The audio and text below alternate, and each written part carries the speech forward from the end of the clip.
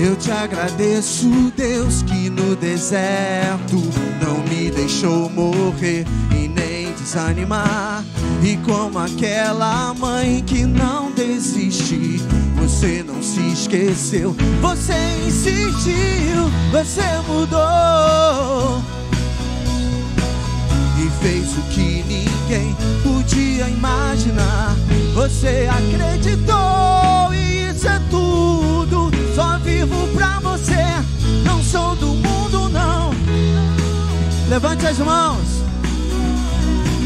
A força e todo louvor a Deus e o levantar das minhas mãos. A honra, a força e o levantar é pra dizer que eu te pertenço.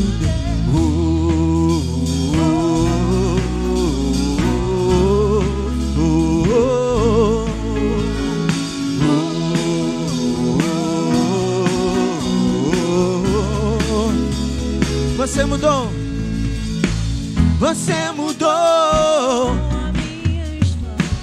e fez o que ninguém.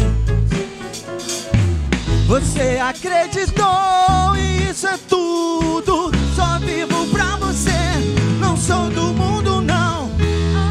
As mãos, a glória, todo louvor a Deus e o levantar. Eu te agradeço, Deus. Eu te agradeço, Deus, que no deserto muitas vezes e como aquela mãe que não desiste, você não se esqueceu, você insistiu, você mudou e fez o que ninguém. Você acreditou e isso é tudo. Só vivo pra você, não sou do mundo não. A honra, a força e todo louvor a Deus e o levantar é pra dizer que eu te pertenço. A honra, a força e todo louvor a Deus e o levantar das minhas mãos é pra dizer que eu te pertenço dele. Pode aplaudir a Ele, que Ele é digno. Aleluia. Oh, glória a Deus. Dá um abraço nesse irmão aí. Aleluia. Glória a Deus. Graças a Deus, né? Nós temos um Deus que não nos deixa, não nos abandona, né? No deserto sempre esteve conosco. Que bom servir ao Senhor assim, não é verdade, meu irmão? Ainda que uma mãe venha se esquecer do seu filho que amamenta, o Senhor não se esquece de nós, né? Por isso nós estamos aqui louvando a Deus, né? Como nós já falamos, né? Quando chegamos aqui era uma situação e Deus já mudou o quadro, né? Temos visto a bênção do Senhor, a mudança do Senhor na vida dos irmãos. Olha no semblante do seu irmão, nossa, está até mais bonito, né? Depois que vai tirando aquela, vai limpando aquela sujeira dos porcos, né?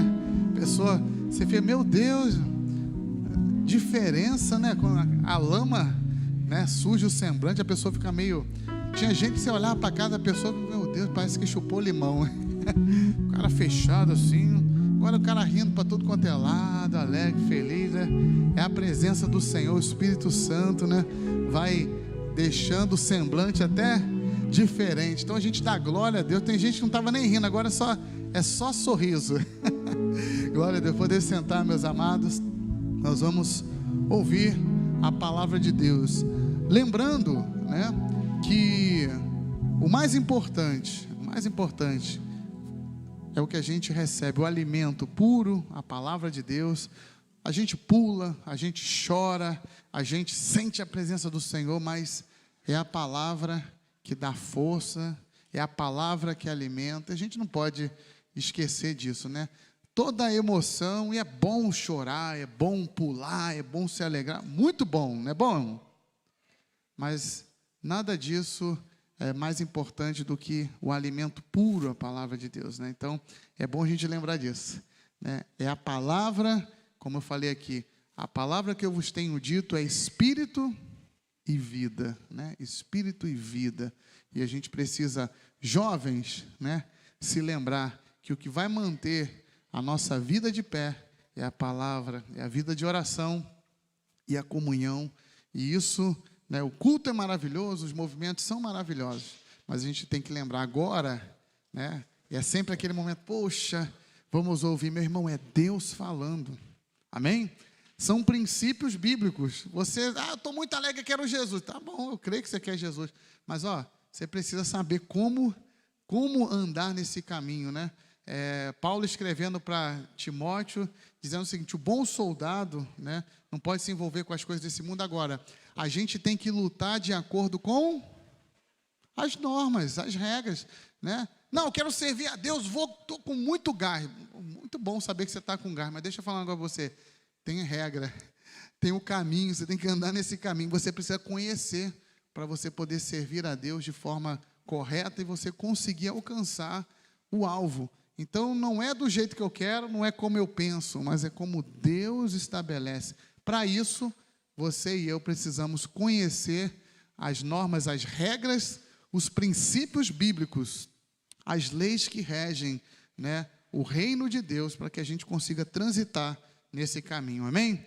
Então, fala para o irmão assim: meu irmão, você precisa conhecer a verdade, andar na verdade, conhecer os princípios, para você poder obedecer, né? Senão, aqueles que nascem na emoção, quando a emoção acaba, morrem também, né? Então, a gente junta um com o outro. Pastor Érico, aleluia, não sei se o pastor está animado, vamos ver se ele está animado mesmo, se ele está aí cheio de disposição. Glória a Deus, o copinho do Acamp está ali, ó. Aleluia. Glória a Deus. Amém, pastor? Eita glória. Deus, amém, amém, amém. Paz do Senhor, amém?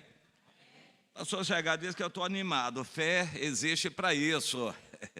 Meio gripado, peguei esse danado desse vírus que voltou.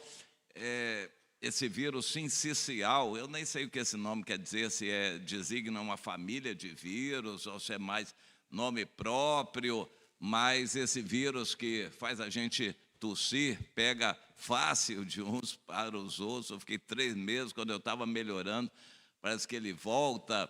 Isso aí é o mundo de hoje, para a gente saber. Esses vírus estão sendo fabricados em laboratório.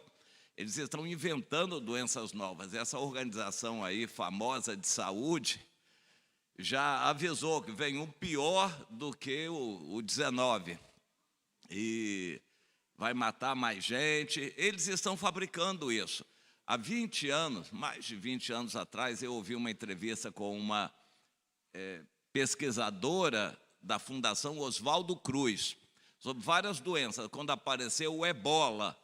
E aí a repórter perguntou: mas você já conheceu isso? Sim, o ebola a gente já conhece há muito tempo. Estava aparecendo na África e ela diz: nós conhecemos muitos vírus, existem vírus terríveis, capazes de fazer um estrago.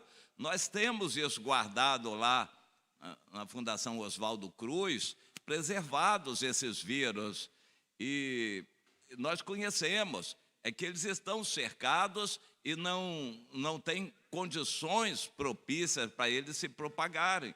Se isso acontecer, vai ser um estrago. Isso há muitos anos atrás.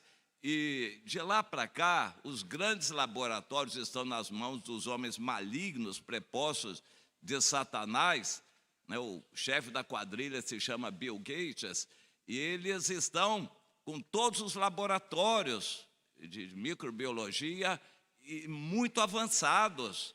E eles estão direcionando tudo isso para trabalhar com esses vírus e ficar treinando, testando e diversificando, variando esses vírus para serem mais letais. O objetivo de Satanás é matar, roubar e destruir. Nos Estados Unidos, isso já está denunciado, foi levado ao Senado, só que esses caras que são os donos do dinheiro, donos do mundo, donos dos Estados Unidos também, silenciaram tudo. O Senado perguntou a da quadrilha, Anthony Fauci, que é um grande lá dos Estados Unidos, e perguntaram, mas por que vocês estão fazendo pesquisa com esse vírus? Por que vocês pegaram o vírus de um animal e trabalharam com ele para transformar num vírus que entra no ser humano, capaz de fazer o que fez aí, o 19. Então, por que vocês fazem isso? Bom, é obrigação nossa na ciência conhecer tudo, conhecer todas as possibilidades. Com a maior cara de pau, o sujeito reconheceu e disse que isso é só um interesse científico. Aí eles dizem que, por coincidência, vazou esse vírus lá no laboratório da China, vazou. E aconteceu de ele passar para os seres humanos, se espalhou para todo mundo. Com a maior cara de pau, eles reconhecem e não acontece nada com eles. São todos eles soltos, ninguém deles na cadeia. E a Bíblia já diz, Jesus diz, um dos sinais é multiplicação de epidemias. E esses homens estão aí com super laboratórios, muito dinheiro, mas é muito dinheiro que eles têm para desenvolver esses vírus. E eles soltam bombas de vírus onde eles querem. Vamos lá no Paraguai, naquela região ali, soltam lá uma bomba de vírus ali, ou lá na Indonésia, eles escolhem onde eles querem soltar essas bombas de vírus. Nós somos sujeitos a isso tudo aí. Então, todas essas gripes, variantes de gripes e doenças novas vão aparecendo, tudo isso é fabricado com intenções, tudo isso é intencional. E nós vamos estar sujeitos a isso. Mas eu dou graças a Deus, esses vírus vêm e eles vão também, a gente tem que cuidar da saúde. Que Deus nos ajude nisto aqui. Bom, ao final aqui do culto, eu vou pedir que todos que não são batizados nas águas, fiquem aqui para a gente ter uma palavrinha. Isso nós fazemos sempre em todos os acampamentos, e em geral lembramos disso na ceia do Senhor. Eu queria perguntar aqui, quem não é batizado nas águas aqui, levanta a mão. Levanta, levanta, levanta. Então eu vou pedir que no final, fiquem aqui, quando terminarmos, que o pessoal se espalhar, o pastor CH dê as orientações, então fiquem aqui um pouquinho para a gente ter uma palavra sobre isto. Uma palavrinha sobre capítulo 15 de Lucas, 3 parábolas que Jesus inventou. Parábola é uma história não necessariamente verdadeira, em geral eram inventadas por Jesus, mas são verossímeis, ou seja, possíveis de serem verdadeiras, porque são muito reais. E as 3 têm características comuns. Elas foram ditas em resposta à acusação dos religiosos, fariseus e escribas, de que Jesus estava andando junto com pessoas erradas, com pecadores. Vamos supor, hoje, o que diriam de mim, um pastor andando em companhia de prostitutas e traficantes, pessoas do movimento.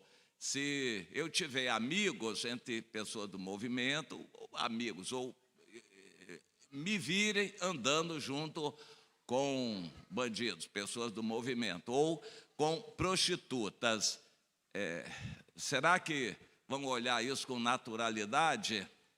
Não vai sair por aí à vontade, crítica para todo lado? Puxa lá, o pastor quer ser tão direitinho, quer ser tão certinho, andando desse jeito aí com gente errada. É evidente que vão falar muito. Foi exatamente isso que aconteceu com Jesus. Aí ele contou essas 3 parábolas, que têm características diferentes, mas têm coisas em comum. Eu queria realçar uma coisa em comum. Todas elas falam de algo perdido, uma pessoa perdida.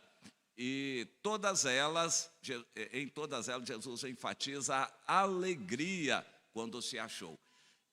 A ovelha perdida, o pastor deixou no deserto as 99, porque ovelhas têm um sentimento de carência umas das outras muito grande, e elas ficam quietinhas, sozinhas no deserto, as 99, mesmo que o pastor saia de perto. E ele saiu para procurar a que tinha se perdido. E quando voltou e comemorou, e Jesus ressalta que a alegria no céu muito maior por uma que tinha se perdido e foi achada do que pelas 99 que estavam firmes. As dracmas, mesma coisa. A mulher varreu de noite, né, acendeu a candeia para procurar de noite, nem esperou clarear o dia para procurar a moeda que tinha se perdido. Quando achou, reuniu as vizinhas para fazer uma festa. Talvez a festa tenha gasto mais dinheiro do que a própria dracma, mas para se alegrar, porque achou a dracma que estava perdida. E o filho pródigo, aquele que serviu de escândalo para o irmão, o certinho, o religioso, o moralista, mas o Senhor enfatizou, era necessário que a gente se alegrasse, esse teu irmão estava perdido e foi achado. Eu quero ressaltar aqui uma aplicação disso para nós. Deus quer de nós um coração evangelista, um coração missionário, alegria quando alguém se volta para o Senhor, alguém estava perdido. E hoje há muita gente desviada. Eu mesmo, em Santa Cruz da Serra, tenho conhecido um monte de pessoas que são desviadas.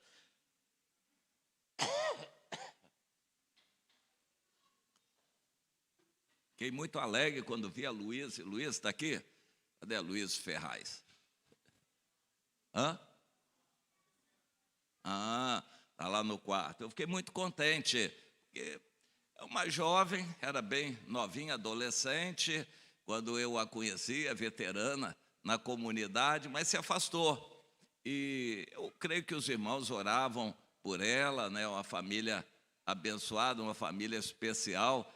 O pastor CH tem um carinho especial com essa família, e ela se afastou, né? Aí voltou aqui para o acampamento. Eu fiquei muito feliz. Não sei como está o coração dela, mas o meu ficou muito alegre por vê-la aqui. Eu creio que tem que haver isso em nós, alegria, mesmo que não seja uma pessoa da nossa célula, do nosso relacionamento, mas alguém que estava perdido e foi achado. A gente precisa se alegrar. Mas não é o que está acontecendo.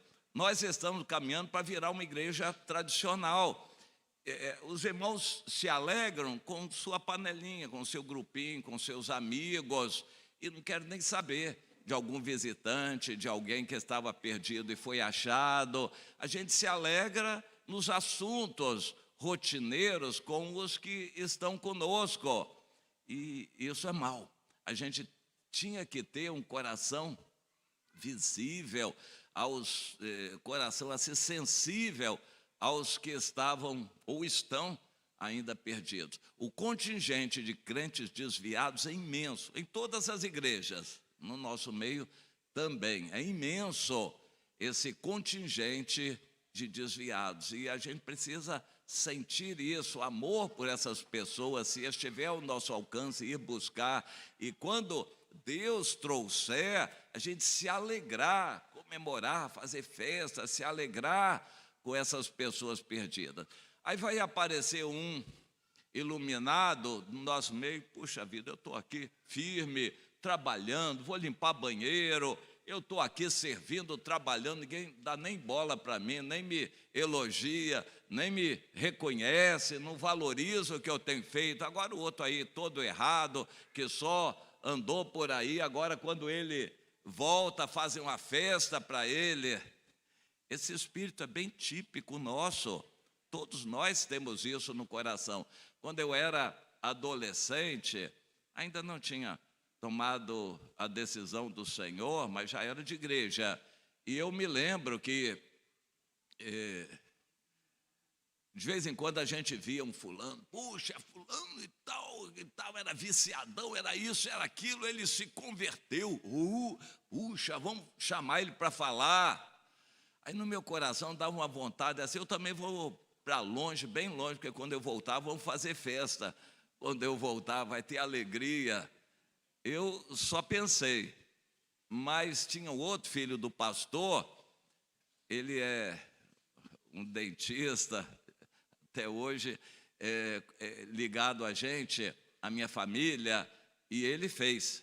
Ele disse, ô Érico, ele era bem mais velho que eu, ele disse, ô Érico, eu já conheço muito por aqui, eu não conheço o outro lado, o mundo. Eu nasci na igreja, fui criado, estou aqui, eu vou conhecer um pouco o outro lado, o mundo. E foi. Mas eu creio que ele era do Senhor, fez alguma bobagem lá fora, não sei quantas, mas voltou um dia, ele voltou. Só que voltou já com uma mulher, casado, uma mulher espírita. A vida dele foi perturbada sempre, totalmente, até ultimamente. A mulher era problemática, uns problemas de saúde, sei lá, esquizofrenia, o que ela tinha.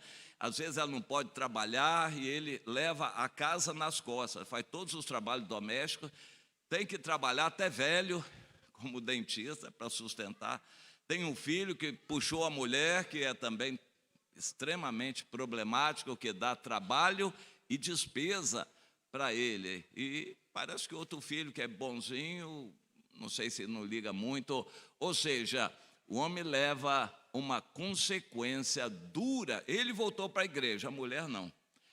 E ele leva uma consequência dura da decisão que ele tomou de se afastar. A gente precisa alertar os nossos irmãos quanto a isso. Cuidado, você está resvalando, quer ir para o mundo, você vai ver o jugo de Satanás, vai ver a diferença entre servir a Deus e servir a Satanás. Você vai ver que Satanás é terrível.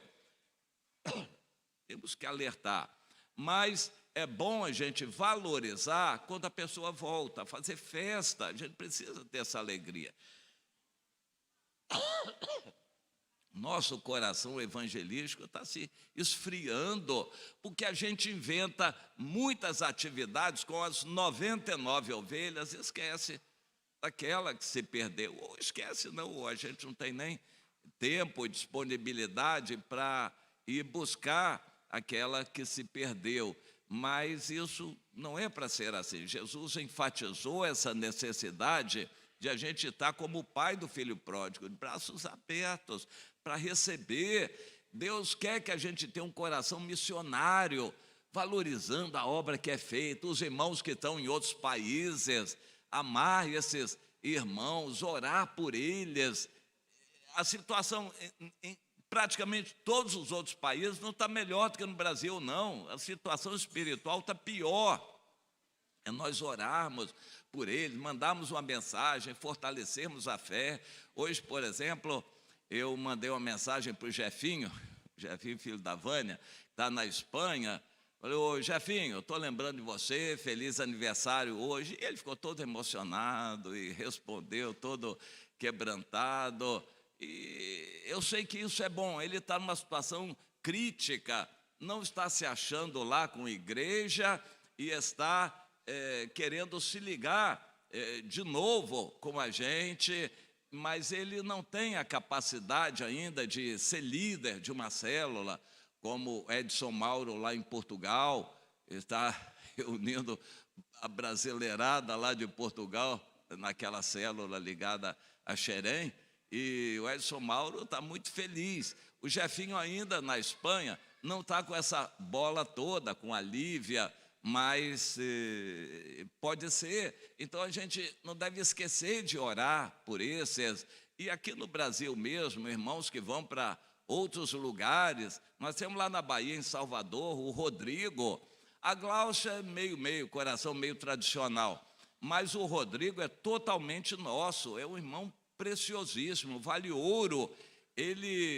Eu uso da liberdade que ele me dá para fazer divulgação dele. Todo mundo que tiver problema com o INSS pode procurar o Rodrigo, que ele é um servo para colocar o serviço, o trabalho dele no INSS a serviço dos irmãos. Levanta todas as informações, dá conselho, dá orientação, mostra o que deve ser feito, procura algum processo perdido. E quando eu vou agradecer, ele diz: não, pastor, isso é um privilégio para mim servir. Então eu fico muito feliz. Mas lá ele fala de Jesus, procura contatos, ele é falante, mora até perto de uma comunidade na Bahia, mas não conseguiu ser um líder, até mesmo não conseguiu ser líder ainda da mulher, mas ele não conseguiu ser um líder. Mas a gente não pode esquecer dele. Ele diz que continua nesse empenho de fazer uma célula lá e ganhar pessoas para Jesus. E quando ele pode, ele vai a Sergipe ajudar também os irmãos de Sergipe. Então é um irmão muito precioso. Eu estou citando alguns casos. Nós temos que amar esses irmãos, ajudá-los, e os que estão fracos também, que estão perdidos, a gente não se esquecer, o nosso coração ir até eles, orar por eles, a gente fazer o possível para ajudá-los, quando é o caso, ir até eles. Isso é a essência da vida cristã. Deus quer isso para nós, então que Deus nos ajude a caminhar nessa direção. Alguém pode dizer amém? Empurra, Senhor, meus irmãos aqui, cada um nessa direção. A Marcela tem muita experiência nisso. De vez em quando, ela empurra a meninada dela, da célula. Vamos passar a tarde por aí, passeando aí, e volta, evangelizando, testemunhando, conversando. Aí vai a Tainá, que é uma bênção, a Pati, e a turma vai animada, e os outros vão aprendendo também. Vamos amar as almas perdidas. E, de quebra, vamos encontrar um monte de desviados e desigrejados. Vamos mostrar amor. Mas temos que tomar cuidado para a gente não ficar fazendo entretenimento religioso entre os 99 que estão aqui e não irmos buscar os outros. Deus quer que o nosso coração esteja bem lá entre eles. Amém?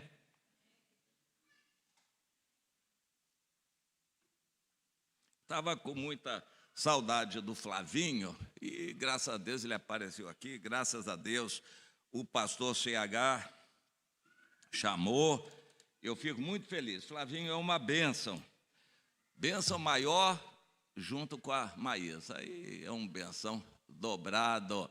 Mas eu estou citando o Flavinho pelo seguinte: parece que ele adivinhou o assunto que eu ia trazer, que Deus me deu para trazer, quando ele enfatizou a necessidade do Espírito, buscar o Espírito, Espírito Santo, age entre nós. Meu irmão, abre o coração, vem sentir o Espírito Santo, vem agir no Espírito Santo. Então o assunto hoje é o Espírito.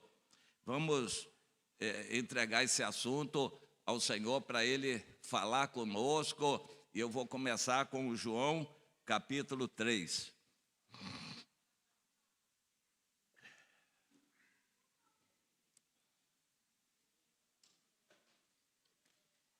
João, capítulo 3. Deus e Pai bendito, estamos nós aqui reunidos. O pastor CH está tão alegre, porque o Senhor tem transformado as lutas em vitórias e as dificuldades em bênçãos. O Senhor tem estado presente, abençoado todas as atividades. O Senhor tem agido e o nosso coração se alegra, por causa disso. É a tua presença, Senhor. É a tua misericórdia, ó Pai. É o teu amor, ó Deus, sobre nós. E nós queremos celebrar que isso seja motivo de alegria, de festa espiritual no nosso meio. Seja prazer, seja a nossa alegria celebrar a tua presença, o despertamento dos irmãos, o quebrantamento de corações, Senhor, milagres acontecendo dentro dos irmãos, o teu Espírito agindo, tudo isso é maravilhoso, nós queremos celebrar. Agora, fala, Senhor, revela-te a cada um dos teus filhos aqui, que o Senhor escolheu para estarem nessa manhã aqui, em nome de Jesus, amém. Amém. João capítulo 3, quem achou, diga amém. A conversa de Jesus com o Nicodemos. Ele era membro do Sinédrio, uma pessoa bem religiosa, bem entendido, um sujeito sério, com virtudes reconhecidas. Ele tinha sede espiritual, mas não tinha chegado lá ainda. Quantas pessoas estão nessa situação, até no nosso meio, mas que ainda não nasceram de novo. E essa foi a conversa. O Nicodemos era, dentre os fariseus, um homem dos principais dos judeus. Foi de noite ter com Jesus e lhe disse: por que de noite? O consenso dos estudiosos é que ele tinha medo, vergonha, não queria assumir, porque os nobres, os grandes rejeitavam Jesus. Jesus também não ia lá ficar batendo na porta dos sacerdotes, não. Jesus andava nas ruas, entre o povo, e os outros grandes rejeitavam a Jesus. Por isso a Bíblia diz que o evangelho era pregado para os pobres, porque os pobres iam para a rua, os ricos não iam para a rua. E Jesus estava nas ruas, entre o povo, nas praças, e quando diz que ele ia ao templo, o templo era um pátio grande. Jesus ficava no pátio, era como que a praça da cidade, o átrio do templo. E Jesus estava lá, entre o povo, ensinando, curando, atendendo as pessoas. E os grandes não costumavam vir a Jesus. E quando vinham no templo, fariseus, alguns escribas, me parece que sacerdotes não iam discutir com Jesus, mandavam alguns, e eles então discutiam com Jesus ali, mas não no sentido de querer o ensino de Jesus. Eles discutiam para pegar algum motivo para condenar Jesus.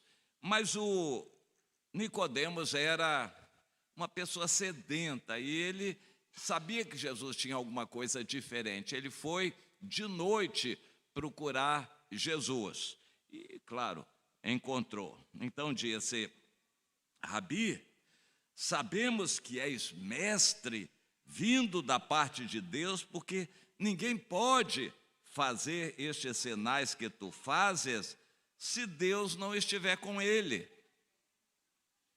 Bom, uma saudação típica, um reconhecimento sincero, um quebra-gelo, início de conversa, e Jesus foi direto ao ponto. Jesus não entrou nessa conversa, não recebeu esses elogios, apenas entrou no assunto, respondendo: em verdade te digo, Nicodemos, que se alguém não nascer de novo, não pode ver o reino de Deus. Jesus introduziu então o termo nascer de novo. No nosso meio, esse termo não é muito usado no Brasil, mas nos Estados Unidos, o termo crente não designa muito cristão, E os verdadeiros evangélicos nos Estados Unidos usam o termo nascido de novo, born again. E isso é mais comum. Você é cristão? Ah, eu sou cristão, sou evangélico, sou cristão, mas eu sou born again, eu sou nascido de novo. E eles enfatizam isto, porque uma grande parte da população lá se diz cristã. No Brasil também muitos se dizem católicos e nem vão, nem mesmo à igreja católica. Mas mesmo entre os crentes a situação também já está virando assim. Eu sou crente, membro de igreja, mas escuta, você é um nascido de novo. A gente não tem esse costume aqui, mas isso é muito importante. De vez em quando eu encontro alguém ou desviado na igreja, a maior parte é desviada ou desigrejada, e pergunto, e aí? Não, mas eu fui crente. Foi? Em qual igreja? Você se batizou? Você se entregou a Jesus? Nasceu de novo? Como é que foi sua experiência lá? E você chegou a ser membro da igreja? Por que você saiu? Quando vem alguém para o nosso meio, nós temos que fazer essas perguntas para conhecer a pessoa. Precisamos caracterizar se ela teve uma experiência real com o Senhor, um novo nascimento ou não. Existe uma doutrina batista que diz o seguinte, se ele desviou é porque nunca foi. Se ele se afastou é porque nunca foi verdadeiramente. Um crente nunca nasceu de novo. Não, nós não adotamos isso. A pessoa pode ter nascido de novo e se afastado. Uma vez salvo, para sempre salvo, é uma expressão esdrúxula, bem antibíblica, que nega o livre-arbítrio, ou então distorce a ideia do livre-arbítrio. A pessoa tem livre-arbítrio para vir para Jesus, depois se torna um escravo, ele não tem mais livre-arbítrio para se afastar. Eles dizem isso, uma vez salvo, para sempre salvo. Se você foi salvo, pronto, agora Jesus não abandona e você não perde mais a salvação. Mas espera aí, e se eu quiser me afastar? Eles negam o livre-arbítrio da pessoa para se afastar. Ele não quer saber de Deus, preferiu o mundo está mais interessante, ele quer se afastar. E eles então dizem, não, se ele se afastar, porque nunca foi sinceramente, nunca foi verdadeiramente. Não é isso não. Ele tem o livre-arbítrio para se afastar, e a Bíblia fala muito nisso, Deus enfatiza muito isso no Antigo Testamento, nos profetas. E o apóstolo Paulo fala de todos que se afastaram, que estavam com ele e o deixaram. É possível a pessoa se afastar, senão ele não diria, 1 Coríntios 10, 12, quem está em pé, cuidado que não caia. Qualquer um de nós que está firme pode vacilar. Por isso que a morte é boa, porque a gente vai para o Senhor e não vai mais ter a oportunidade de se afastar. Mas enquanto aqui na terra, a gente corre esse risco de se afastar do Senhor. Mas porque quis. O ser humano, enquanto na terra, enquanto vivo, continua tendo o livre-arbítrio. Ele não perde. O calvinismo já diz que o livre-arbítrio não existe. A pessoa predestinada é uma pessoa amarrada para a salvação, digamos assim. Também não. A pessoa continua tendo a liberdade. Qualquer crente, qualquer um de vocês que quiser se afastar de Deus, pode. E acontece de a pessoa se afastar até sem querer, distraidamente, o mundo começa a ficar mais gostoso, deixa de ler a Bíblia, está muito ocupado, envolvido com aquilo, não deu tempo, ficou perdido com o celular e deu sono, foi dormir, não fez a leitura bíblica, ou então foi na Netflix ver um filme interessante, e aí dormiu vendo o filme, não fez a leitura, no outro dia também não faz, daqui a pouco perde a sequência e desanima, já não acompanha mais a leitura da Bíblia. É o início do escorregão e da queda. Por falar nisso, Quem daqui está em dia com a leitura bíblica? Levanta a mão. Bom, abaixe. Agora o pior. Quem não está em dia com a leitura da Bíblia, levanta a mão. Ainda tem muitos, né, que precisam recuperar. Nem que, vamos dizer, tenha um atraso grande, mas pode recuperar. Eu me lembro de meu filho Marcos Davi, que uma época, ele tinha umas coisas assim. Chegou o mês de dezembro, muito atrasado, mas não desanimou, não. Ele aproveitou umas folgas no trabalho e deu uma renovada e leu bastante. Chegou nos últimos dias do mês, ainda faltava um monte de capítulos, mas ele fez um esforço redobrado e conseguiu chegar no finzinho lá do 31 de dezembro, tendo terminado. Aí ficou muito alegre, porque conseguiu tirar o atraso. Não é o ideal, mas é melhor do que nada. Então, todos que estão atrasados, se tiverem vontade de agradar a Deus, com toda certeza, Deus vai se agradar disso, faça um propósito de recuperar. Vamos dizer amém?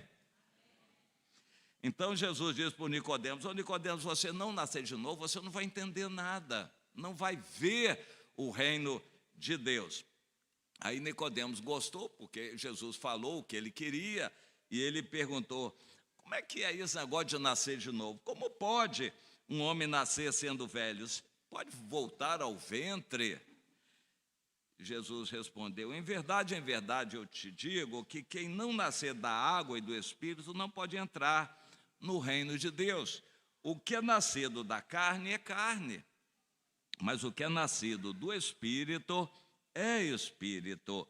Não te admires de eu te dizer: importa-vos nascer de novo.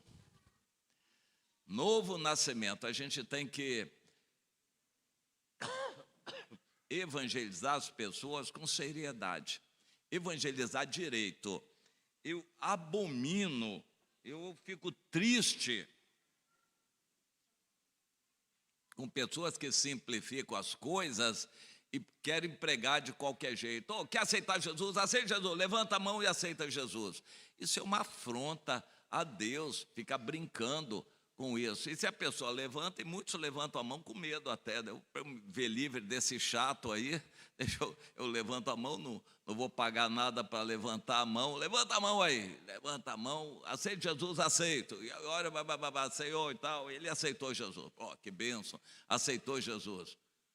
Isso é uma vergonha, afronta a Deus. Nós lemos que Jesus falou sobre segui-lo. A pessoa precisa pensar bem, vai construir uma torre, tem que pensar se tem condições de terminar, vai para uma guerra, precisa saber se tem condições de enfrentar a guerra. Quando você faz qualquer coisa, precisa saber se você tem condições de fazer, para não ser tolo, se meter em algo que você não sabe, depois não sabe como sair dali. Esse meu filho Marcos Davi, quando estava estudando, ele andou muito errado, mas Deus usou de misericórdia e o ambiente militar o salvou. Quer dizer, Deus usou o ambiente militar. Mas quando ele estudava no Rio, eu vinha de barca todo dia para Niterói, ele me perguntou um dia: pai, a Baía de Guanabara está muito suja?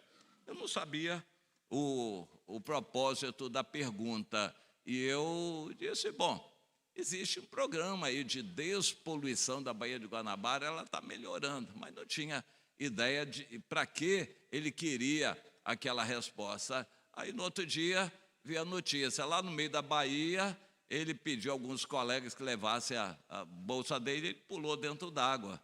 Ele nadava, lá em casa todos os filhos aprenderam a nadar, e ele nadava, mas aí um outro pulou junto com ele, não sabia nadar. Aí a coisa ficou feia, ele teve que nadar por ele e pelo outro também. Como é que deu na cabeça do sujeito que não sabia nadar se meter ali? Não sei o que o cara pensou. Infelizmente tem gente que faz isto, né, de qualquer jeito. A evangelização é algo muito sério, tem que pensar.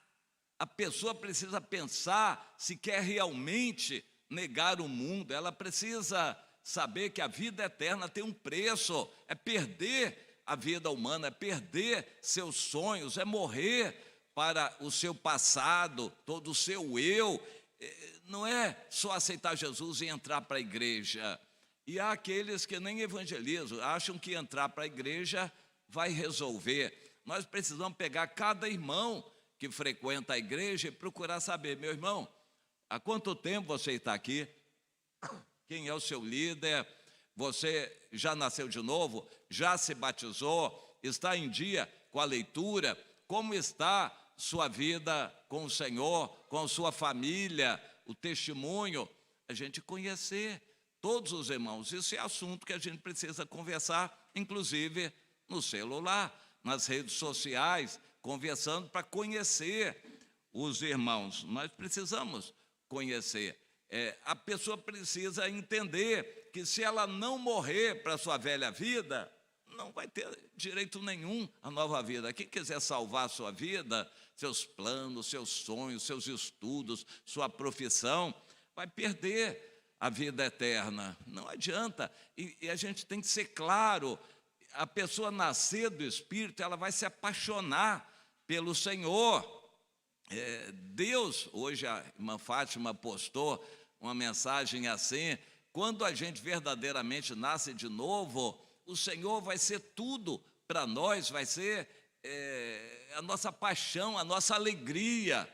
Não é um sonho humano se formar ou comprar isso, ou comprar uma bicicleta cara ou uma moto bonita, mas o seu sonho é o Senhor, você vai se apaixonar pelo Senhor. Aí nasceu de novo realmente. E a gente precisa caracterizar isso com cada pessoa. O irmão já está na igreja há 10 anos, a gente vai conferir com ele se ele nasceu de novo. Ele pode ser um crente tradicional, acostumado com a igreja, eu digo que entrou pela janela, então vamos ajudá-lo a passar pela porta, vamos sair pela janela, vamos fazer ele entrar pela porta. Quem não nasceu antes, nasça agora, mas tem que nascer da água e do Espírito para entender as coisas lá do alto. O Espírito Santo é fundamental na pessoa para agir e operar. Eu quero falar um pouco sobre o Espírito, mas Jesus disse aqui, olha, o que é nascido da carne é carne, mas o que é nascido do Espírito é Espírito. A natureza é outra. Não adianta só estar na igreja, assistir reunião, isso não vai fazer de você um cristão. Estar na igreja, assistir reunião, não vai fazer de você um cristão. Se você não tiver sua comunhão pessoal, orar, falar com Deus, ouvir a voz de Deus, se o Espírito Santo está em você, ele testifica. Romanos 8:17, é o Espírito de Deus em nós que testifica com o nosso Espírito que nós somos filhos de Deus. Quem vai testificar da sua salvação não é a doutrina, não são os irmãos, não é o seu sentimento, não é o fato de você estar na igreja ou a tentativa de obedecer às regras que a igreja estabelece. Não, é o Espírito Santo em você. E quem não tem o Espírito não é de Cristo. O Espírito Santo vai testificar em você. Quem nasceu de novo sabe que tem o Espírito, aquela presença de Deus dentro de você. 8. O vento sopra onde quer, ouves a sua voz, mas não sabes de onde vem nem para onde vai. Assim é todo o que é nascido do Espírito. A nossa vida passa a ser dirigida de uma forma que a gente não vai ter controle. Deus vai fazer as coisas acontecerem na nossa vida. A gente não vai ter controle mais sobre o que acontece na nossa vida.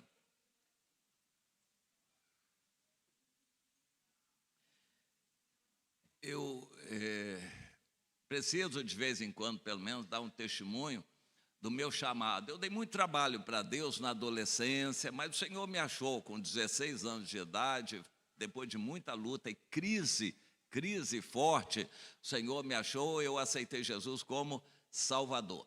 Mas a luta continuou até que aos 17 anos, então, eu entreguei totalmente a vida ao Senhor. E essa foi uma decisão muito séria.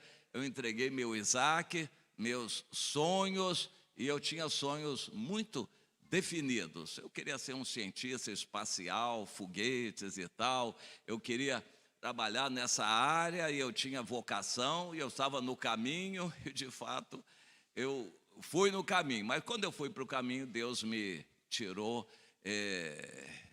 desse caminho, começou a me guiar por outro caminho. Porque eu entreguei minha vida conscientemente. Quando eu tomei a decisão, eu sabia o que eu estava fazendo e realmente eu entreguei o meu Isaac. Depois de um momento de glória que Deus deixou eu ter, e aquilo foi importante, parece que Deus já trabalhava na minha vida.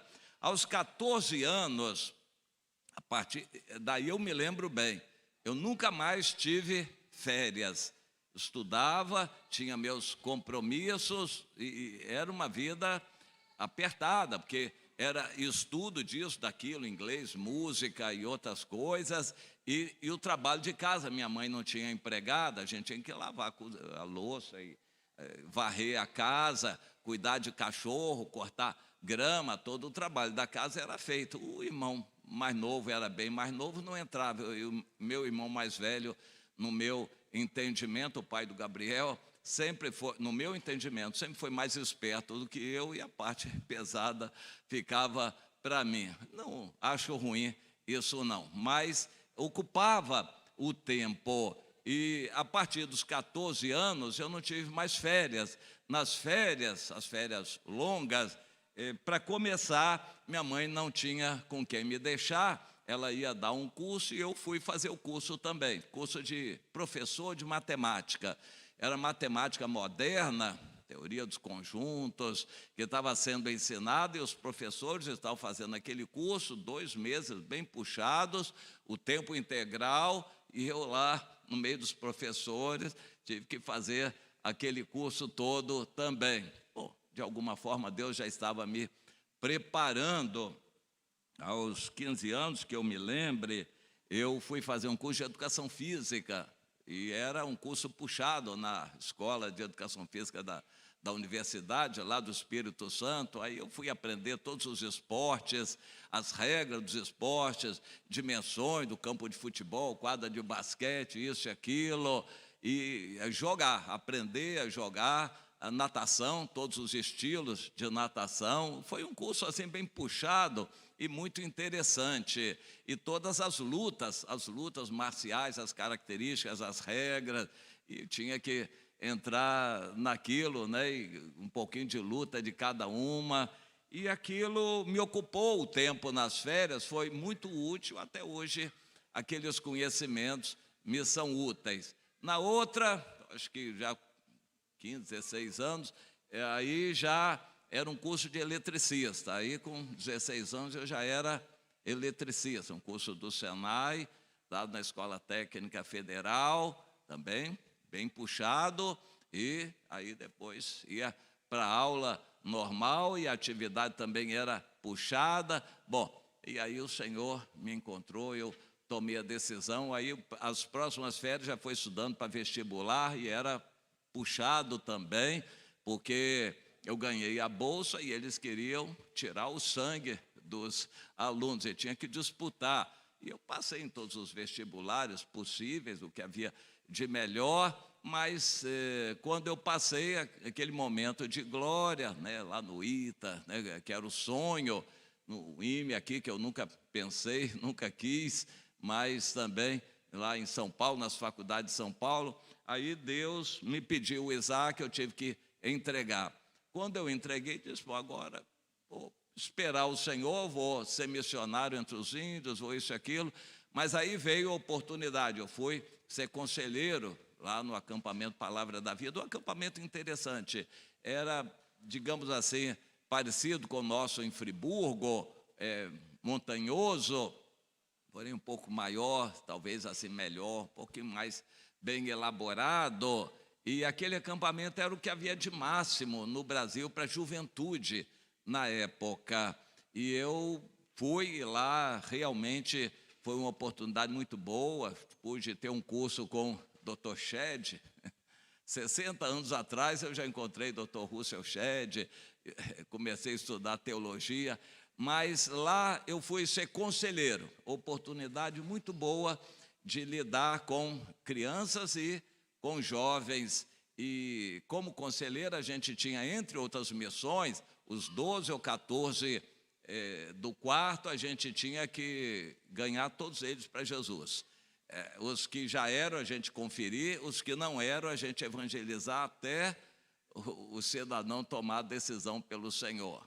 E eu acho que eu consegui minha missão, praticamente todos eles, nas 8 semanas de acampamento, eu creio que praticamente todos tomaram a decisão pelo Senhor. Foram experiências muito boas e aquilo me fortaleceu bastante, já começou o chamado do Senhor por ali. Quando voltei já com o Clube Bíblico no Rio, aí Deus já me abençoou também. Tudo foi com muita dificuldade e lutas, mas sempre foi bem sucedido ao final. E ali, o meu momento de glória foi lá um Clube Bíblico na Zona Sul, sacudindo a Zona Sul do Rio. A gente tinha cerca de 200 jovens, era conversão todo dia, conversões muitas, era muita bênção.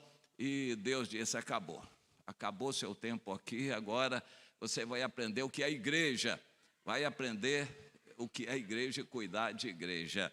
Bem, cada férias daquela tinha uma atividade. A próxima, Projeto Rondon, eu me inscrevi naquilo. Projeto Rondon era só para a área médica, mas aquele era para a área técnica. Eu me inscrevi, ainda iniciando o curso de engenharia, mas me escolheram para ir para o Rio Grande do Sul, lá para o Alto Uruguai. Não havia um pedacinho de asfalto, era um lameiro só, época de verão, lá era um lameiro, tudo difícil, mas era lá que a gente ia trabalhar, dando assistência entre aspas, a gente não tinha condições de nada disso, mas pelo menos fazer um estágio junto a indústrias, a serrarias e coisas assim. O meu trabalho foi com uma serraria, e os 2 meses que eu fiquei lá, foi a época que eu pude dar atenção à igreja lá, e Deus fez um avivamento naquela cidade de 3 Passos, foi algo tremendo de Deus. O dirigente da igreja lá que me abrigou, a igreja estava fechada, várias igrejas fechadas.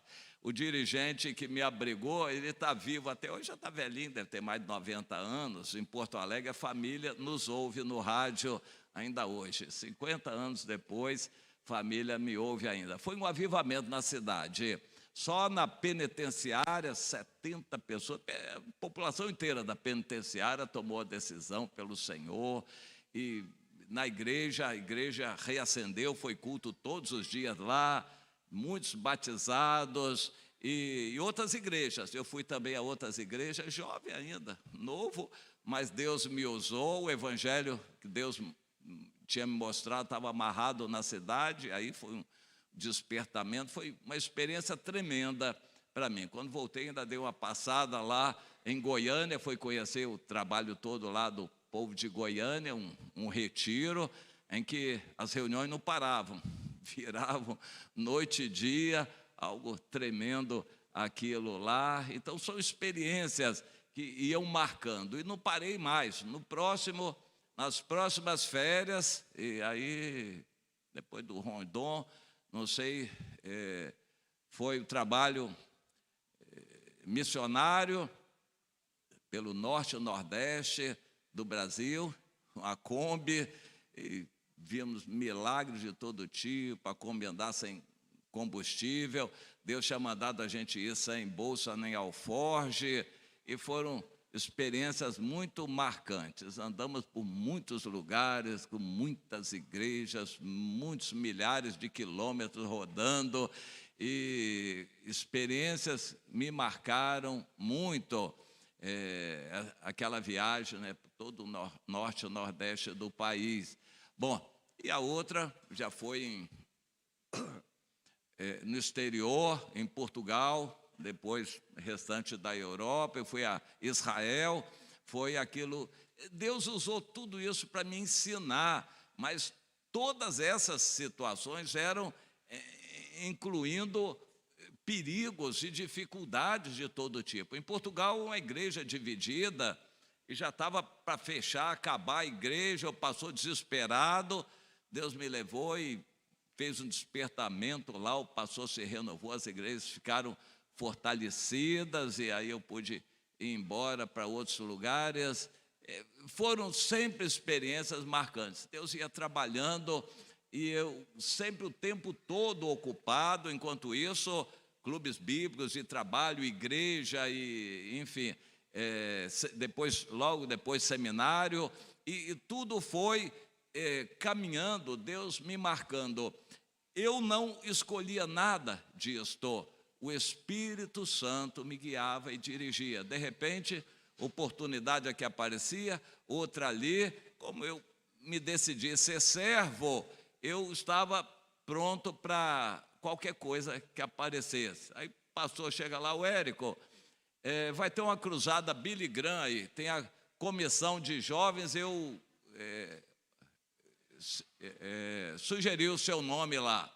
Aí pronto, aquela ocasião foi interessante, eu passei a ser responsável pela comissão de Niterói, São Gonçalo, de jovens. Para começar, tinha que ir em todas as igrejas, eram mais de 200, 300 igrejas na época, tinha listagem, eu tinha que ir a todas as igrejas, aí foi a experiência, e por aí afora, cada experiência diferente, tudo assim, guiado pelo Espírito Santo. O Espírito guiava e dirigia, eu estou aí na disposição do Senhor. Deus já tinha mandado parar de namorar, fiquei 5 anos parado, aguentando, muita dificuldade, mas enquanto isso me dedicando à obra de Deus em vários aspectos. Eu estou citando isso assim num testemunho um pouco rápido, porque normalmente eu não falo dessas coisas, a não ser uma ou outra coisa esporadicamente. Mas em todas essas situações, Deus estava me dirigindo, até para o casamento também, foi tudo dessa maneira também, sem eu esperar. A primeira vez que eu vi a irmã Rose, já ficou assim, na segunda eu já tinha certeza que seria o casamento, e eu queria casar logo com ela. De fato, o casamento foi muito rápido, em 6 meses, mas Deus dirigindo tudo, o Espírito dirigindo, e de lá para cá, sempre eu tenho tido essa alegria de ouvir a voz do Espírito. O Nicodemos era um religioso, mas não entendia isto. Jesus disse: você é mestre em Israel, não entende essas coisas? Ele precisava nascer de novo para entender. Agora eu quero um outro texto em 1 Coríntios, no capítulo 2.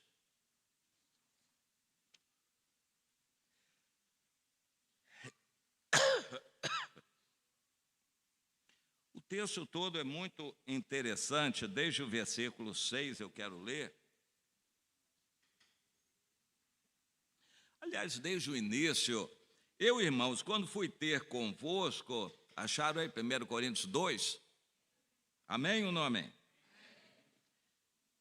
Eu, irmãos, quando fui ter convosco, anunciando-vos o Evangelho, o testemunho de Deus, não fiz com ostentação de linguagem ou de sabedoria, porque eu decidi nada saber entre vós, senão a Jesus Cristo e este crucificado.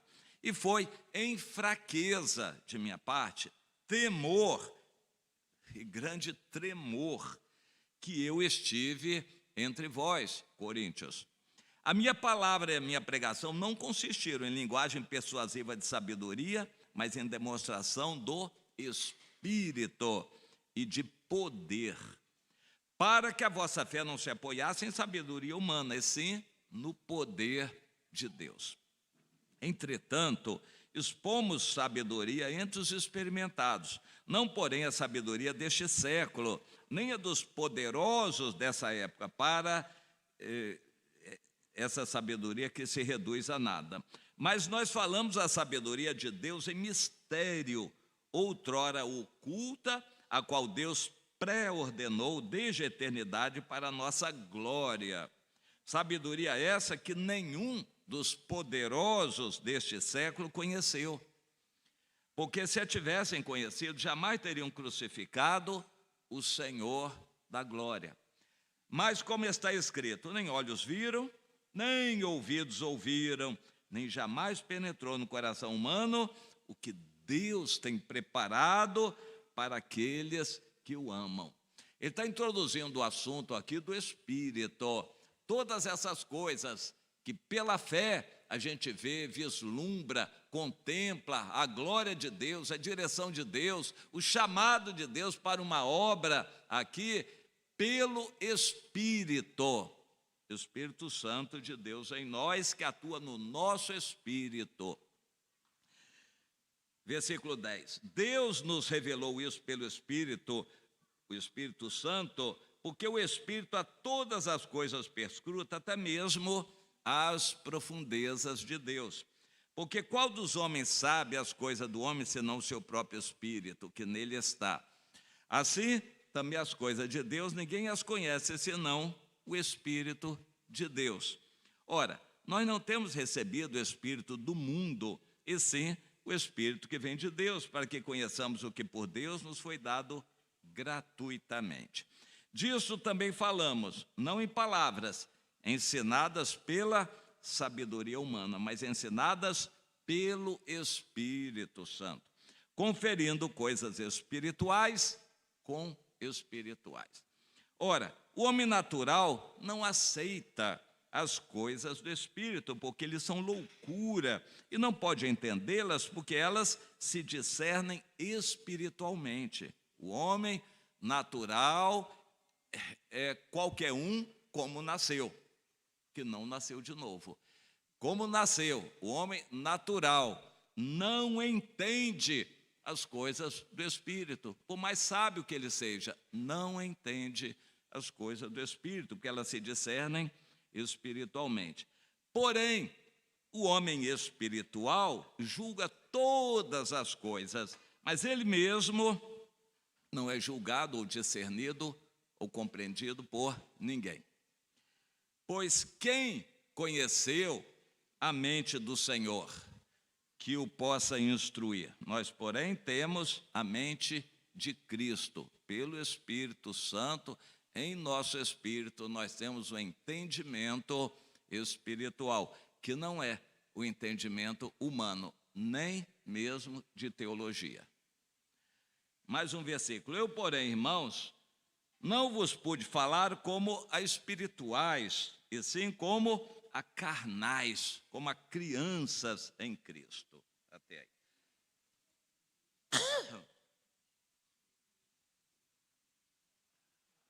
A gente precisa entender, todos nós nascemos da mamãe e do papai. Nenhum de nós nasceu como Jesus. Ele nasceu milagrosamente porque ele já existia. Não precisou do pai, ele foi colocado dentro do ventre da mãe, encarnado. Jesus foi colocado dentro do ventre da mãe. Nós nascemos de uma conjunção do pai com a mãe. Nascemos naturalmente, herdamos essa natureza pecaminosa, nós somos naturais. Mas quando nascemos de novo, nós ganhamos uma nova natureza espiritual. Mas isso não quer dizer que vamos ser espirituais. Nós ganhamos uma natureza espiritual, o Espírito de Deus vem morar em nós e tem possibilidade de falar com o nosso espírito. Mas nós nascemos de novo como crentes carnais. E alguns continuam a vida inteira como crentes carnais. O que é o crente carnal? Que para mim não vai ter salvação. Crente carnal é aquele que nasceu de novo, porém não dá lugar ao Espírito. Ele tem o Espírito Santo guardado. O Espírito Santo não atua porque ele não dá lugar ao Espírito Santo. Ele se guia pela carne, pelos raciocínios, pelos planos, desejos, sonhos, pelo que os outros dizem, pelo que o mundo estabelece, pelo que a família induz a fazer. Se dirige pelos raciocínios humanos. Isso é crente carnal, mesmo já tendo nascido de novo, ou seja, mesmo já tendo recebido o Espírito Santo. O que é o novo nascimento? É uma decisão nossa pela inspiração do Espírito e pela pregação do Evangelho, quando a gente toma a decisão: Senhor, eu me reconheço pecador, eu quero que o Senhor entre na minha vida, venha dirigir a minha vida. Quando a gente toma essa decisão, Deus opera em nós a conversão, nos dando o Espírito Santo, que é o penhor, a garantia da salvação. O Espírito Santo vem morar dentro de nós. E então, aí passamos a ter a garantia de estar com o Senhor. Quem testifica isso é o Espírito de Deus em nós. Porém, a partir daí começa uma caminhada que a gente pode caminhar bem ou mal. A gente vai exercitar em oração, em meditação, a sós com Deus. Existem muitos que não gostam de ficar sozinhos. Veja bem, muita gente vai dormir com a televisão ligada, ou o celular, ou ouvindo um som. Ele não fica sozinho. Isso é mal. Quando a gente conhece o Senhor, a gente gosta de ficar sozinho. Senhor, Pai querido, Deus te amo. E aí, Senhor, eu faço aquilo ou não faço? Como é que vai ser? Aquela situação, Senhor e tal. A gente gosta de ficar sozinho em oração, falando com Deus, procurando ouvir a voz de Deus. Quem é o crente carnal nunca quer ficar sozinho. Ele não se liga com o Espírito de Deus, nem gosta de orar. Tem gente que não gosta de orar. E a pessoa, quando vai dormir, esse negócio de dormir é meio complicado. Deixa eu ligar um filme aqui na televisão, alguma coisa, até dormir. Em geral, dorme com a televisão ligada. Porque não quer ficar sozinho com Deus, não quer ter ligação, intimidade com o Espírito Santo. Não ouve, não dá lugar ao Espírito Santo. Isso é mal. Característica do crente carnal. Já nasceu de novo, porém não quer andar segundo o Espírito. Jesus diz para Nicodemos: olha, quem nasce de novo é como o vento, não sabe de onde vem nem para onde vai. O Espírito Santo guia e dirige. Mas a pessoa diz: eu não quero ser guiado pelo Espírito Santo. Eu sei que eu tenho, mas eu não quero ser guiado. Eu vou dirigir o meu caminho, raciocinar, fazer curso, trabalhar, planejar, fazer isso e aquilo. Eu não quero que o Espírito me dirija. Eu quero dirigir a minha vida. Crente carnal é isso. Já teve experiência, mas não quer continuar sendo guiado e dirigido pelo Espírito Santo. A natureza carnal não entende nada de Deus. Só quem nasce de novo pode entender Deus pelo Espírito Santo. E existe uma necessidade de comunicação dentro de nós, o Espírito Santo com o nosso espírito. A gente precisa conversar, tomar a decisão de submeter o nosso espírito ao Espírito Santo para nos guiar, para tomar decisões, para fazer isso ou aquilo. No meu entendimento, todos nascem com o Espírito, o seu Espírito, que é o fôlego de vida.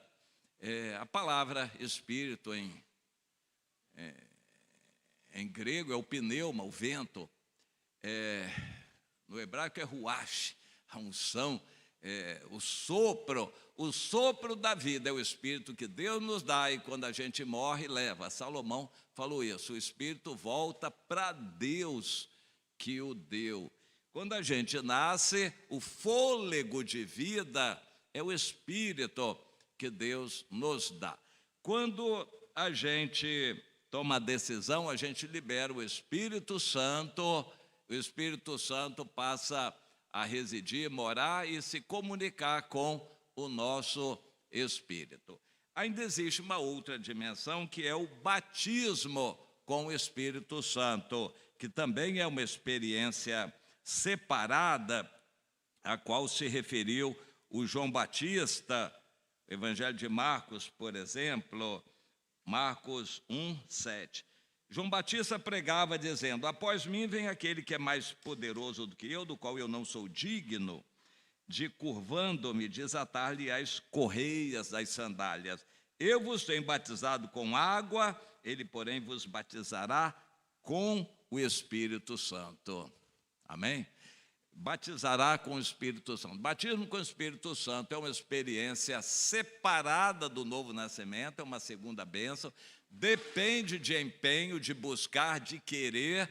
Quando a gente pede batismo com o Espírito Santo, a gente vai dar contas a Deus, porque o Espírito Santo vai ser liberado dentro de nós para começar a atuar, fazer milagres e coisas sobrenaturais. O Espírito Santo vai agir através do nosso espírito, porque nós pedimos, nós queremos. Em geral, o dom de línguas estranhas começa, e o próprio nome já diz, são línguas estranhas. Estranhas para quem fala. Ninguém aprende a falar em línguas estranhas. São estranhas para quem fala. A gente recebe aquilo. É um dom louco, uma loucura, mas que abre caminho para as outras loucuras. A gente dizer: irmã, seja curada em nome de Jesus. É outra loucura.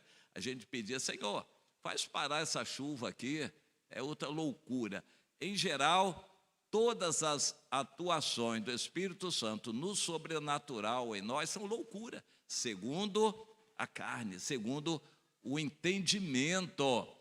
Quando a gente usa o entendimento, a gente vai contornar a chuva, a gente vai usar remédio e vai para o hospital, para o tratamento.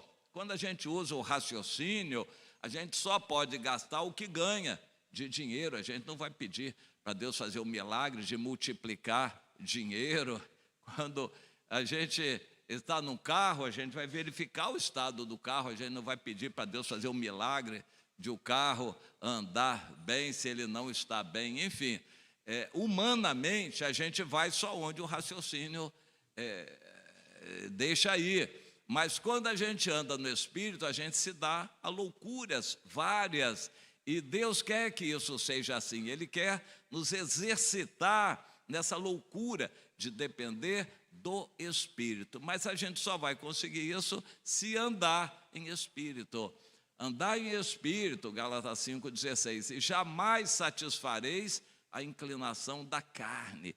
A carne milita contra o Espírito, a carne puxa para o lado humano, mas o Espírito de Deus em nós nos leva para a loucura das coisas sobrenaturais que vão permanecer para a eternidade. É o que Deus quer usar em nós para despertar outras pessoas, abençoar e edificar. Então, é o Espírito de Deus com o nosso espírito que vai atuar dessa maneira. E a gente vai alimentar o Espírito. Gálatas 5 fala bem disso. Alimente o Espírito para você poder ser mais espírito do que carne. Se você não alimentar o Espírito, ou seja, se você não der tempo de oração, de reflexão, de meditação, você vai agir na carne. Mesmo com as boas intenções, carne também engana, tem boas intenções também. O nosso raciocínio, nossa educação que recebemos em família, e aquilo que aprendemos em cursos, estudos, isso é carne também. E a carne tem as coisas boas dela, mas não são o Espírito. O Espírito é bem diferente. Nós temos que nos guiar mais pelo Espírito, se queremos agradar a Deus. É dessa forma que Deus vai querer que a gente ande. Mais um texto, 1 João, capítulo 2, versículo 27. Quanto a vós outros, a unção que dele recebestes permanece em vós, e não tendes necessidade de que alguém vos ensine. Mas como a sua unção vos ensina a respeito de todas as coisas e é verdadeira e não é falsa, permanecei nele, como também ele vos ensinou. A unção que recebeste, a palavra unção, ruach, em hebraico, no Antigo Testamento tem muito conceito de ungido. O rei foi ungido de Deus, o profeta, o sacerdote foi ungido. Essa unção fala do Espírito de Deus que a pessoa recebia, porque o Espírito Santo no Antigo Testamento não era residente nas pessoas. No Novo Testamento, o Espírito Santo está em todos os crentes que nasceram de novo. O Espírito Santo está em todos os crentes que nasceram de novo. Porém, o Espírito às vezes está latente, morto na pessoa, porque a pessoa não dá lugar, só anda na carne, só faz o que a cabeça dele dirige, anda para onde o nariz aponta. A pessoa não quer ouvir o Espírito Santo. Mas o Espírito Santo vem a nós também através de um profeta, vem através do líder. O Espírito Santo vem através de uma exortação da palavra. O Espírito Santo dá sonhos. Deus tentando de várias maneiras, pelo Espírito Santo, nos alertar, já que espontaneamente a gente não está buscando a direção do Espírito. O Espírito Santo é dado a nós, junto com o nosso Espírito, para nos influenciar, se a gente quiser ser guiado e dirigido pelo Espírito. Se a gente não quiser, ninguém vai nos obrigar, nem Deus. Então, a gente vai andar na carne e depois colher. Quem semeia para a carne, da carne colherá corrupção. Quem semeia para o Espírito, do Espírito colherá vida eterna. Deus quer que haja uma decisão em nós. Essa decisão é nossa. Ninguém vai decidir por nós. Quando vamos buscar o batismo com o Espírito Santo, a decisão é nossa. Quando vamos buscar em oração, ouvir a voz do Espírito, a decisão é nossa. Nós não somos obrigados, ninguém nos empurra. A gente pode até ajudar um ao outro. Meu irmão, vamos orar. Como está a sua vida? Seus relacionamentos, seus planos, seus sonhos. Como é que está isso, minha irmã? Vamos orar, vamos colocar isso diante de Deus. O que você está pretendendo? Como é que está a sua vida? Como é que você está gastando seu tempo, seu dinheiro? Que critério você usa para gastar seu dinheiro? A gente pode ajudar, a gente não pode decidir pela pessoa, mas a gente pode ajudar. Mas uma coisa é certa, Deus já nos deu o Espírito Santo a todos que nasceram de novo. Amém? Deus nos deu o Espírito Santo a todos os que são crentes, que acreditaram, que nasceram de novo. Porém, isso pode ser para redundar em mais condenação para você, se recebeu o Espírito, mas não agiu de acordo com o Espírito. Você recebeu o Espírito, mas não quer andar no Espírito. Gálatas capítulo 5. Você não quer andar no Espírito, prefere a carne. Então pratica as obras da carne. Glutonaria, bebedice, vaidade, soberba, egoísmo, presunção. Você vai andar produzindo as obras da carne. Mas se você decidir tirar um tempo, ouvir a voz do Espírito, obedecer a voz do Espírito, então o Espírito Santo vai atuar com o seu Espírito, você vai afinar esse relacionamento de uma tal maneira que em tudo vai pedir direção a Deus, vai pedir orientação, o Espírito Santo vai te guiar, você vai conferir com o seu líder, orar com ele, com ela, você vai pedir um conselho ao pastor, você vai conferir na Bíblia, na palavra, de diversas maneiras, Deus vai confirmar com você, mas o importante é que dentro de você, o seu espírito esteja sintonizado com o Espírito Santo para querer Deus. Isso é uma outra natureza, é algo sobrenatural, não vem de nós, mas isso caracteriza se você realmente é de Deus ou não é de Deus. Quem não tem o Espírito Santo não é de Deus. Se você tem, mas não usa, porque não quer usar, é um crente carnal, prefere as coisas do mundo, prefere os prazeres do mundo, prefere os valores do mundo, ocupa seu tempo com as coisas do mundo. Isso redunda em dupla condenação no meu entendimento. Então, isso é talvez a pior situação. O crente carnal é pior do que o incrédulo. O apóstolo Pedro diz, olha, teria sido muito melhor você nem tivesse sido evangelizado, nem nascido de novo, do que conhecer o caminho da verdade e se afastar. Você conheceu a Deus, teve uma experiência, o Espírito Santo veio morar em você. Agora você prefere o mundo, anda de acordo com a carne, faz o que o prazer da carne deseja e deixa Deus de lado. Isso vai redundar em condenação dobrada para você. O Espírito Santo tenta alertar, acordar, despertar você, mas se o seu coração estiver muito empedernido pelo pecado, endurecido, cauterizado, pode chegar uma situação em que você já não consegue mais ouvir o Espírito Santo, você não vai ter mais condições de acreditar. O Hebreus capítulo 11 diz a definição da fé. A fé é a certeza de coisas que se esperam, a convicção de fatos que não se veem. Pelo Espírito de Deus nós temos a fé que nos é dada, que nos permite acreditar naquilo que vai acontecer e a gente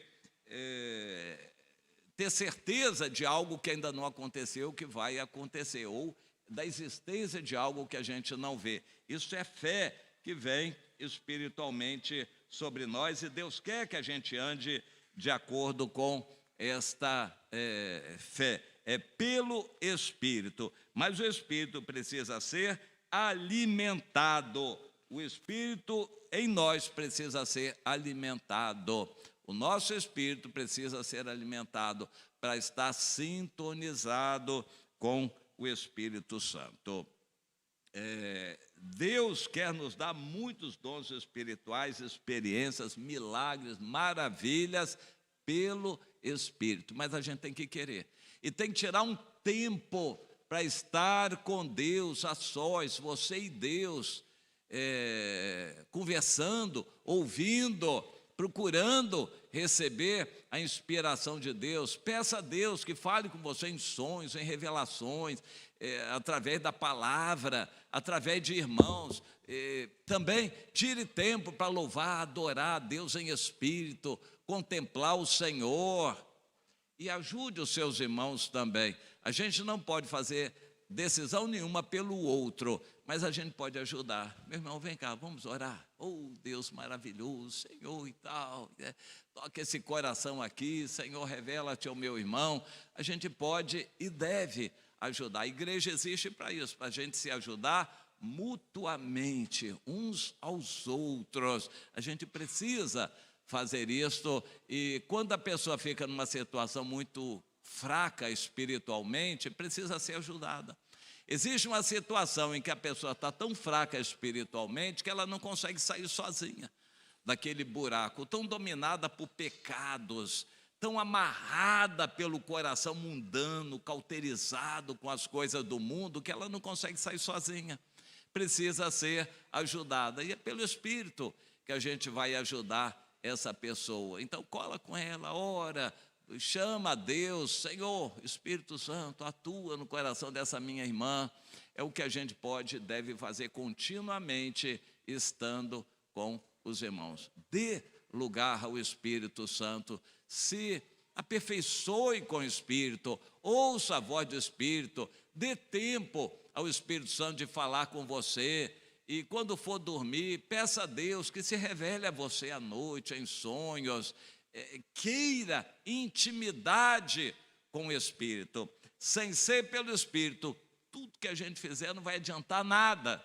Pode construir o maior templo, pode fazer a reunião mais bonita, pode chamar pessoas, isso ou aquilo, pode fazer o que quiser, nada vai ser válido para Deus senão pelo Espírito. Então é pelo Espírito que nós vamos buscar fazer tudo o que fazemos e ajudar os irmãos também. Isso é o que tem valor. Tudo mais que é humano, visível, vai ficar aqui na terra. Nada disso vai subir com Jesus. Interessante, quando Jesus foi arrebatado, o que aconteceu com as roupas dele? Quando Jesus ressuscitou, as roupas dele foram com ele? Nem as roupas foram com ele, ficaram aqui, né? Então, é bom a gente lembrar isso. Nada vai subir conosco, nada material. Ande em espírito, valorize as coisas do espírito, glorifique a Deus em espírito, seja a pessoa mais feliz em conversar, louvar, glorificar a Deus em espírito. Queira viver mais tempo da sua vida em espírito. É para todos os que creram. O Espírito Santo é para todos os que creram, mas cada um tem que querer ser guiado, dirigido pelo Espírito, conversar com o Espírito, receber unção dele. Isso depende de cada um. Que Deus fale ao coração de cada uma aqui. Amém? Vamos ficar em pé e orar?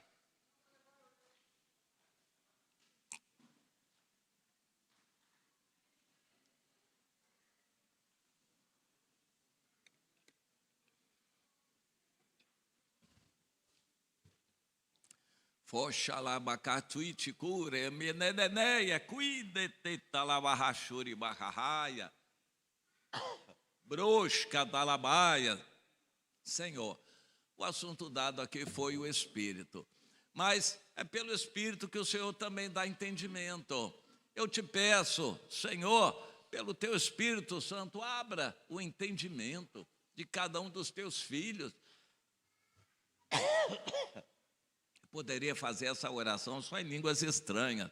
Os irmãos não iriam entender, mas o Senhor iria entender. O teu Espírito Santo falaria por mim em línguas estranhas para mover o coração do Senhor, para tocar, despertar vidas aqui. Eu não conheço o coração de pessoas, o interior de cada um, mas eu sei que o Senhor nos ama, porque nos trouxe aqui, nos colocou essa oportunidade para a gente meditar nesses assuntos sobrenaturais, fundamentais, eternos. A vida de jovens aqui está em perigo, jovens que estão em cima do muro, Senhor, podem cair para o lado da carne e se afundarem na lama do pecado e nunca mais se levantarem. Ajuda o Senhor a se posicionar, a tomar uma decisão pelo Senhor, pelo teu Espírito e quererem andar em Espírito. Quem não está conseguindo, está buscando o batismo com o Espírito Santo. Quem está querendo ser dirigido pelo teu Espírito, revela-te, Senhor. Mostra tua direção, tua vontade em todo esse acampamento. Vai falando, vai tocando, Senhor, o coração de cada um dos teus. Nós te pedimos, por tua misericórdia, Espírito Santo, sopro divino, vento de Deus,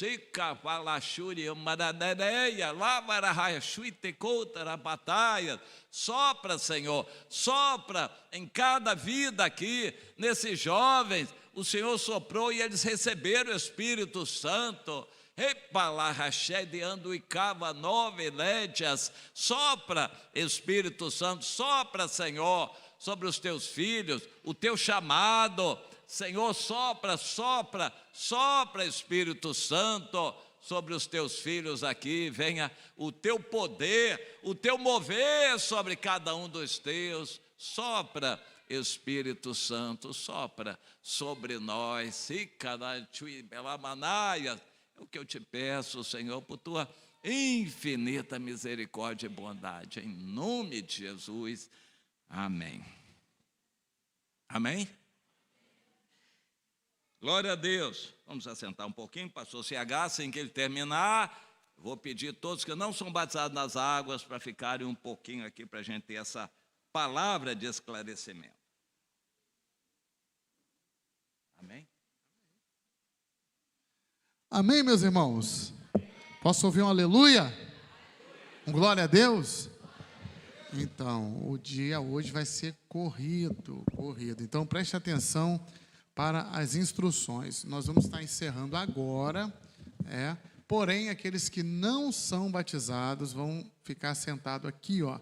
Já se dirige para esse cantinho aqui, para essa aula do batismo. Na verdade, é um esclarecimento, né, sobre o que é o batismo, para quem é o batismo, o que simboliza, para que você entenda, né, e a decisão vai ser sua. Independente de você se batizar ou não, o esclarecimento é importante. Então, você não é... mas eu não vou me batizar. Mas você que não é batizado, né, você pode e deve participar aqui para dar um esclarecimento, saber o que é, para que você tenha isso no seu coração. Os demais, prestem atenção no seguinte, agora a gente está encerrando e nós vamos almoçar. Vamos partir para o almoço, né? Porque terminando o almoço lá, a gente já vai vir para cá para o batismo, né, dos que vão se batizar, e após o batismo a gente já começa a nossa atividade, que hoje é intensa, então não tem tempo de descanso. Então vai ser para quem é jovem mesmo. Então, recapitulando, estamos terminando aqui. Pessoal que não é batizado, todos que não são batizados vão ficar aqui na aula. Nós vamos almoçar, porque após o almoço, e vai ser o tempo curto de almoço, nós já vamos voltar aqui para o batismo. Após o batismo, começa o nosso circuito, e é só para quem tem disposição, e quem não tem vai precisar. Amém? Então vamos lá correndo, fique atento aqui, quando chamar, já se posiciona, não fica moscando não.